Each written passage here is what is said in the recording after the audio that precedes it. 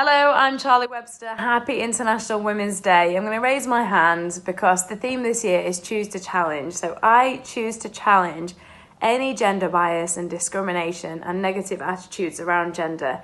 It's something that I faced a lot during my career, especially as 21. I went into broadcast and journalism and focused around sport. And I used to get asked all the time whether I liked sport, whether I knew sport, no matter what my credentials were, and the fact that I used to compete in sport as a kid, as a junior, and used to do boxing, athletics, karate and football, but anyway, none of that mattered. And I constantly used to get asked whether I liked it, and it used to really start to pick away at me, and I used to get really frustrated because there was a natural acceptance that if you're a guy, then you knew sport and you could play sport and you liked sport, which ironically, when it comes to football, I'm a huge football fan and have been since I was like a baby, and I have 3 younger brothers and they hate football, so it must be really frustrating as well for them that there's a constant like presumption for them to like football, and so people talk to them about football but they wouldn't talk to a woman about football.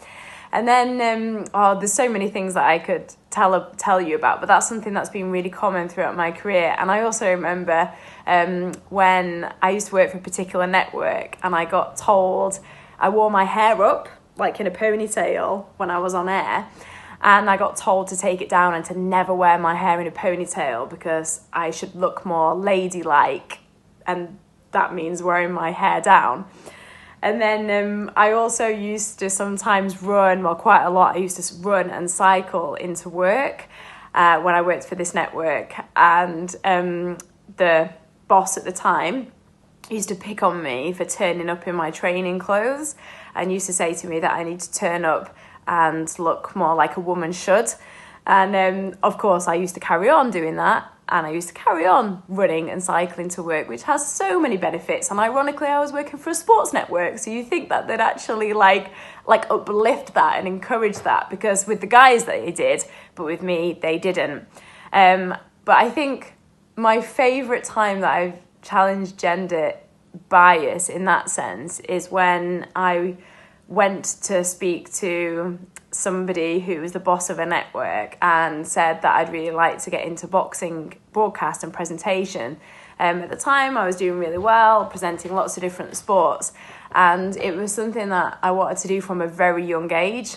I absolutely loved boxing as a kid. I used to train in boxing as a teenager and have done throughout my life, and I was brought up around it as well because my family really liked it too.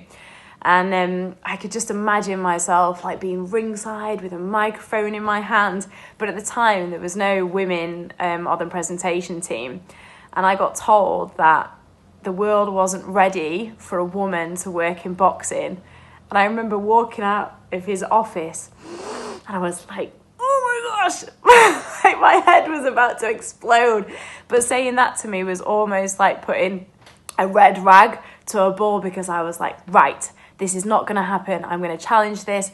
And every week I tried to work out how I could be part of the presentation team. And so I used to pitch ideas. I used to turn up at things. And eventually I did become part of that team, the broadcast team. And I started reporting at boxing fights, lower boxing fights. And then I worked my way up. And I actually was the first woman in the world to host a heavyweight world title fight and stood ringside, and been so proud because so many times people would come up to me at boxing events. And I remember even when I was on air one time, and bearing in mind these shows are like so long, and this guy said to me, like, do you actually like being here?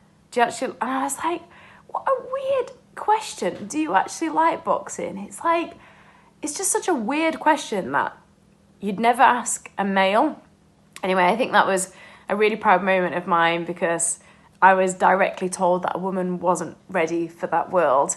I think it's so important to challenge these attitudes, and the reason why is because gender bias puts limitations on both young girls and young boys as well, and it really, really limits young people's potential. So it's really important that we don't just see like a bias that is inherited or ingrained from generations or years ago, and that we see young people, both boys and girls, for who they are and for the potential that they have, no matter what that's in. So yeah, I really believe that we should challenge. So I choose to challenge, because change never happens if we don't challenge it.